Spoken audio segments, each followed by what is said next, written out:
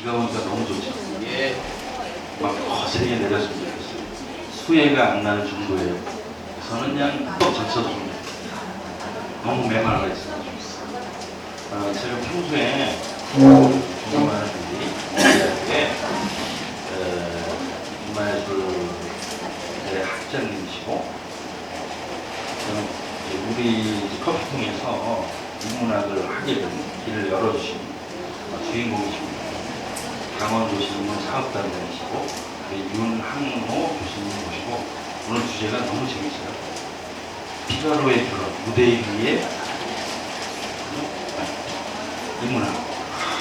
제목이 너무 그럴싸해요. 여태까지 제목은 참 멋있었던 것 같아요. 그래서 영상을 한번 배워드리겠습니다. 한 박수로 환영해 주시고.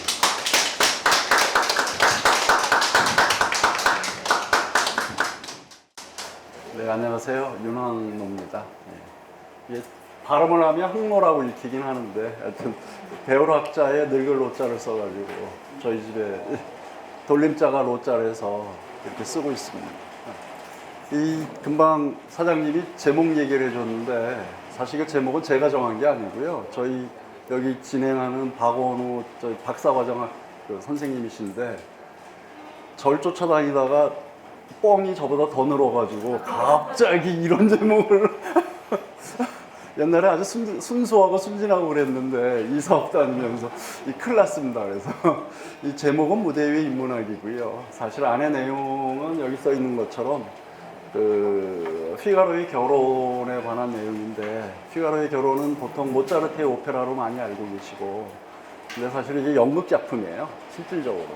그래서 그 뭐 차이라든가 이런 것들을 조금 보여드릴까 해서 준비해봤습니다.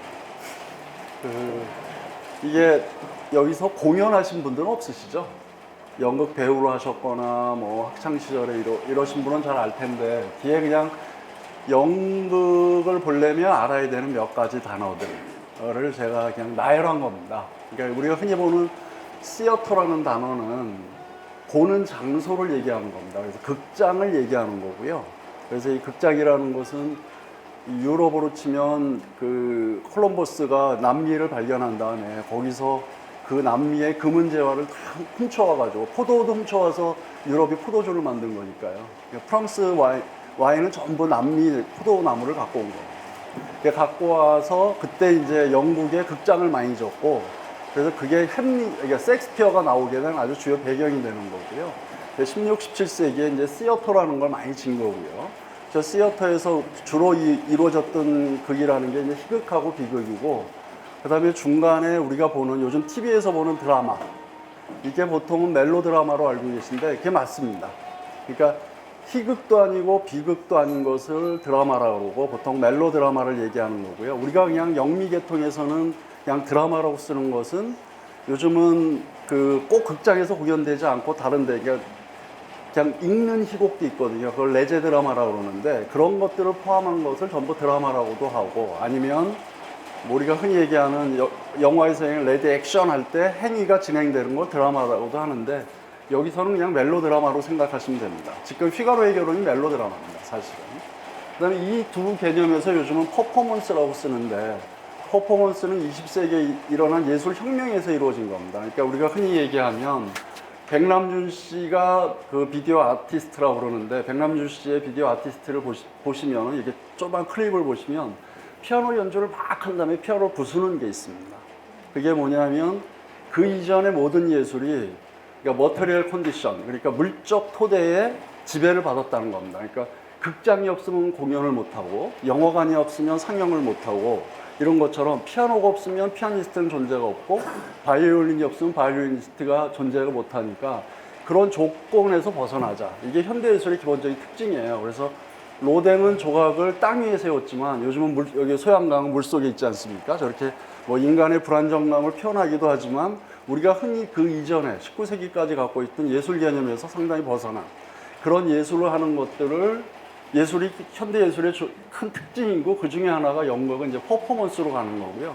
퍼포먼스는 극장을 벗어난 것들을 얘기합니다. 그러니까 지하철에서도 하고 백화점에서도 이런 카페 같은 데서도 하고 이런 것들을 그런 것들을 퍼포먼스라고 해요. 그래서 이 퍼포먼스는 우리가 흔히 생각하듯이 뭐 연극의 기본 조건이나 뭐 조명이나 이런 것들을 그렇게 많이 다루지 않고요. 우리가 흔히 얘기하는 이 퍼포먼스 요즘은 넘버벌로 우리가 우리말을 하면 외국에 못 팔아먹는다고 해서 우리 언어를 없애버린 겁니다. 우리나라만 유일하게 영화가 잘 되는 건 아시죠? 그러니까 전 세계의 스크린 쿼터 하나 가지고 영화 시장이 이렇게 성장하고 있는 나라는 우리나라밖에 없어요. 전 세계가 부러워하고 있습니다. 그 이유의 가장 큰 이유가 저희 학생들한테 물어보면 외국어 이름은 외우질 못하겠다는 겁니다. 이거 뭐 까라마조프의 형제들에 나오는 뭐 이상한 스키, 뭐 멍키 이런 거는 저도 한번 읽으면 잘 기억을 못 하는데 한국 사람 이름은 잘 기억하고 이해도가 높으니까 한국 영화를 많이 보게 된다는 거죠. 그래서 한국 영화 시장이 큰 거와 마찬가지로 우리나라는 넘버벌로 해서 다음으로 넘어가고 있습니다.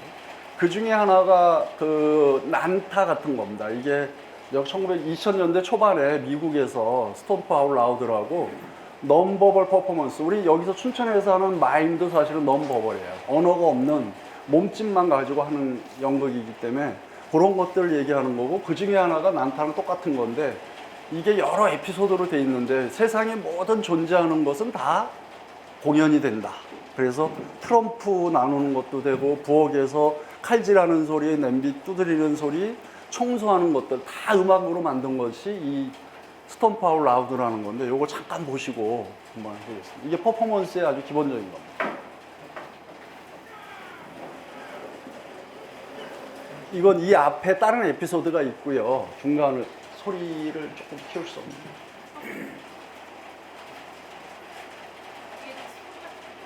이게 소리 다예요?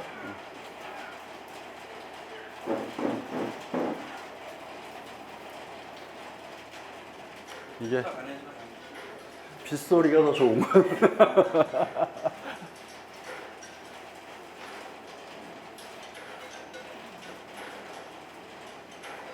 그러니까 피가로의 결혼은 클래식입니다. 근데 이거는 그런 클래식의 의미, 우리가 배운 화음이나 이런 것들 다 벗어나서, 그러니까 아주 요즘 키워드 중에 하나가 일상이거든요. 그 일상을 담은, 소리로 담아서 하나의 공연화시킨 전 세계 넘버벌 퍼포먼스를 하는 사람들의 아주 신 같은 존재입니다. 이 유튜브에 보시면요, 그냥 스톰프 아웃 라우드 이렇게 치시면 전 에피소드가 다 있습니다.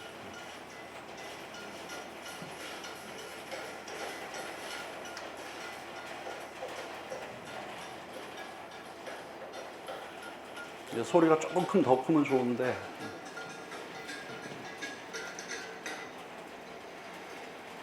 그러니까 보시면 믹서기 소리, 당근 자르는 소리, 뭐 이런 것까지 다 하나의 리드미컬하게 만들어서 음악이 될 수 있다라는 것을 보여주는 거예요. 사실 난타는 이걸 응용하고 이용한 것입니다. 이게 더 먼저 나온 거거든요.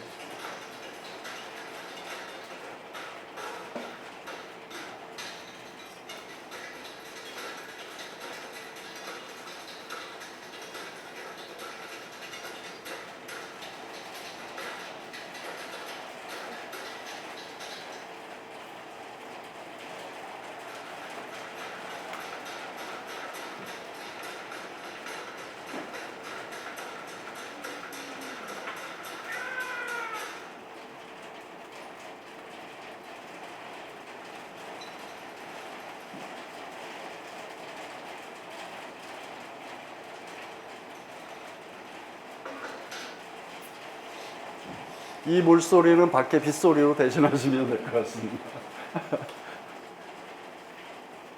됐어요. 네, 앞으로 올라가서. 그러니까 퍼포먼스라는 건 이런 것들이고요. 그래서 우리가 흔히 생각하듯이 어떤 무대가 정해져 있고 그 무대에서 배우들이 동작을 하고 거기에 따라서 그 뭐 주어진 시나리오로 이렇게 진행되는 그런 것이 아닌, 그러니까 이를테면 전혀, 그러니까 그 여기 우리 춘천에서 하는 국제연극제 같은 것도 보시면 거리에서 하는데요, 시나리오 없이 그냥 앞에 있는 상대방이 어떤 이야기를 하느냐에 따라서 다음 대사를 이어나가는 그런 식으로도 많이 연극을 하고 있는 겁니다. 그걸 지금 연극이라는 단어를 제가 사용하지만 그걸 퍼포먼스라고 보고요. 두 번째는 프리전스라는 건데 저기 출석하다는 겁니다. 지금 여기 있으신 것처럼 저 단어는 연극과 영화의 가장 큰 차이입니다. 그러니까 이렇게 오프라인 강연이 있으면 앞에 있으시잖아요. 그죠? 저하고 마주보고 있는 거고 지금 제가 출석하고 있는 거와 똑같이 출석하시는 거고 영화는 우리가 그들이 다 이전에 찍은 것들을 다시 봐서 그들은 우리가 영화를 볼 때 그들은 화면 안에만 있지 진짜 그 앞에 있지는 않지 않습니까? 그래서 배우들이 와서 사인회하고 이런 건데 그래서 공연은 저런 프리전스가 있는 거고 저 공연이 저런 프리전스 효과 때문에 몰입감도 있고 뭐 촛불 집회 가보신 분은 그분의 거기서 느끼는 감정 아니면 태극기 집회 가신 분은 태극기 집회에서 옆에서 전염되는 그런 감정 같은 것들은 대중에게 전염되는 감정은 다 저 프리전스 때문에 인간의 몸에서 나오는 열기라든가 관계에 대한 희망 이런 것들 때문에 만들어지는 것을 쓴 거고요.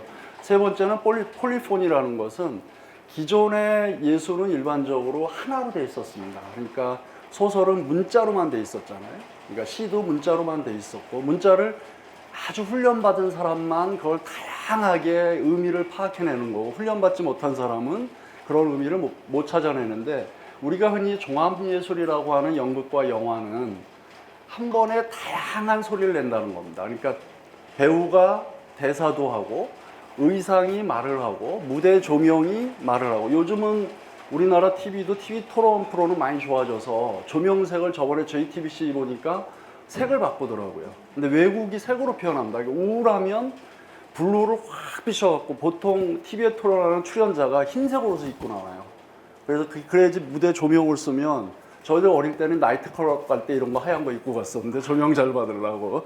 근데 거기 무대 출연할 때 하얀 옷을 입고 나와서 그 분위기에 따라서 그러니까 핑크도 쓰고 옐로우도 쓰고 블루를 쏴가지고 그때 토론 분위기 같은 것들을 표현하는 거거든요. 그러니까 조명도 이제 그런 효과를 내는 거고 그다음에 소리, 그다음에 음악 이런 것들이 한꺼번에 가는 것을 폴리폰이라고 합니다. 종합예술의 소리적 특징을 생각하시면 되는 거고요. 그래서 요즘은 극장에 가시면 영화는 음향을 굉장히 발전시켜 갖고 음향이 제일 잘 들리는 좌석이 있습니다. 그 사이즈에 따라서 음향이 제일 7.1 채널, 8.1 채널에서 총 쏘면 훅 하면서 가는 거 아니에요? 그게 제일 입체적으로 들리는 자리. 그 자리를 여기 계신 분들은 자녀분들한테 물어보시면 제일 먼저 고기가 예약됩니다. 그리고 보통 그 자리는 비싸고 아주 비싼데 밥도 주고 하는 데는 그런 자리를 많이 만들어 본 겁니다. 음향이 제일 좋은데. 그래서 소리를 그렇게 하는 거고요. 마지막으로는 연극은 말이고 행동입니다. 그러니까 얘 너를 죽이겠어 그러면 정말 죽여야지 죽이지 않고 안 하면 그건 연극이 아닙니다. 이렇게 말을 하고 행동을 안 하는 것을 뭐라고 그러냐면 부조리극이라고 합니다. 부조리극. 그러니까 이오네스코나 베케트 이런 사람들이 하는 연극 혹은 국제연극제에서 최근에 하는 연극들은 저렇게 우리의 삶이 모순덩어리고 우리의 삶이 부조리해서 조리가 없다는 거거든요. 인과관계가 없다는 겁니다. 그러니까 앞에 아파서 죽었다 이렇게 해야 되는데 아파서 죽지 않고 그죠? 아픈 것이 꾀병이었다 이렇게 되면은 인과관계가 없는 거거든요. 그래서 언어가 행동하고 일치 않는 건 부조리기를 해서 혹시 이번에 국제연극제 같은 거 하시면 이제 뭐 베케트나 이런 사람 작품에 하면 오늘 죽어야지 그러고 안 죽고 나무에 나의 목을 매달아야지 그러고 목 매달지 않고 이런 장면이 많이 나오는데 요 정도 키워드를 갖고 계시면 우리 춘천에서 일어나는 마임이라든가 춘천에서 일어나는 국제연극제라든가 아니면 연극제나 하고 혹은 무용 이런 것들을 보러 가실 때 조금 도움이 되실 겁니다. 그러니까 다시 한번 얘기하면 시어터라는 거 극장 구조 안에서 뒤로 넘어가면 되겠네요. 그래서 일반적으로 우리 극장 무대에서 갖고 있는 무대 형태는 이렇습니다. 우리가 흔히 제일 먼저 보는 게 액자 무대라는 저 네모난 무대고요. 저것은 뭐 이를테면 뭐 교회에 가도 저렇게 돼 있고요. 뭐 성당에 가도 그렇게 돼 있고요. 그래서 학교도 저렇게 돼 있고 옛날에 교탁이나 이런 것들이 위에 있었고 네모나게 있었고 저기 네모난 게 무대고 밑에가 이제 객석인 거죠. 그래서 여기 요 벽면에 이제 막이 쳐 있다가 막이 거치면서 그 무대가 올라가는 그래서 제일 많이 쓰는 게 저런 것들이고요. 두 번째는 요즘 그 TV를 보시면 아이돌이나 이런 가수들이 쓰는 무대가 이겁니다. 두 번째. 그러니까 이건 뭐냐면 이런 무대에서 돌출 무대라고 그러는데 여기에 관객이 앉아 있는 겁니다. 그래서 제일 많이 쓰는 것은 패션쇼. 패션쇼가 이렇게 등장해서 여기서 한 바퀴 돌아서 이렇게 돌아서 돌아가는, 그래서 여기 패션쇼를 평가하는 사람들이 앉아 있고요. 그리고 아이돌 무대 같은 경우는 저기에 가장 그 열성적인 지지자들, 팬들이 저기 앉아가지고 일찍 와서 저기 앉아서 보는 거고, 이 첫 번째 무대와 우리가 흔히 보는 무대와 두 번째 무대의 차이는 그 관객하고 친밀도가 훨씬 더 있다. 이거 밑에 쓰는 건가요? 아, 이렇게. 그러니까 여기 앉아 있는 사람하고는 굉장히 친밀도가 있다. 이거는 이쪽에 객석이 있어서요. 이 사람들이 위로 못 올라가게 여기를 사실은 영국 용어로는 제4의 벽이라고 그럽니다. 벽은 아니지만 벽이 있는 것처럼 여기는 여기서 일어나는 건 사실이지만 사실이 아닌 것으로 알고 있어야 되고, 처음에 영국이 일어났을 때 여기서 칼로 찌르려고 그러면 관객이 나와서 막았습니다. 그 진짜인 것처럼 해서 영화 초창기에 그 시옷다역으로 들어오는 기차가 들어올 때 그게 1분 30초짜리인데 그걸 무서워서 피했거든요. 관객들이. 그랑 똑같이 연극이 처음 될 때는 여기 있는 사람들이 올라가서 막았거든요. 그래서 이제 좀 훈련이 되니까 그 다음에 여기를 안 막는 거고요. 요거는 굉장히 친밀한 형태고, 이거는 여러분 많이 우리가 봤지만 뭐 탈춤이나 아니면은 뭐 이런 것들, 혹은 그렇지 않으면 일본의 가부키나 노, 이런 것들은 대부분 이 원형 무대에서 하는데, 이 원형 무대는 정말로 관객하고 아주 친밀한 거죠. 친밀한 건데 서양에서는 거의 이루어지지 않고 있습니다. 사실 서양에는 고대 그리스 영국에서는 그 그리스 가시면 그리스의 원형 극장 이런 거 보여주거든요. 가면은 이렇게 돼 있긴 합니다. 원 무대가. 그런데 지금은 서양 무대에서는 거의 쓰지 않는 거고, 이 세 가지는 사실은 현대 건축에서는 예술의 전당이나 이런, 이 춘천에는 별로 없고요. 이런 무대를 같이 갖고 있는 무대가 거의 없고, 예술의 전당에 가시면 여기다가 동그랗게 만들어 가지고 그 원형 무대를 요 안에 넣어서 관객이 내려가고 올라가고, 명성황후 보신 분들 있으면은 청나라 군대가 들어와서 우리나라 그 당시에 고종의 친척들을 죽이는 장면이 있는데, 그 넷이라든가 신녀를, 그 사람들이 안에 원형 무대 안으로 빠져가지고 다시 나와가지고 나오는, 이렇게 돼 있습니다 보통. 그래서 요 무대와 요 무대는 요즘은 그 아이돌 무대라든가 SM이나 YG가 외국에서 공연할 때 요 무대를 섞어서 굉장히 많이 씁니다. 그러니까 그 겨울에 12월 크리스마스 이럴 때 뭐 12월 31일이나 1월 1일 때 이원 생방송하면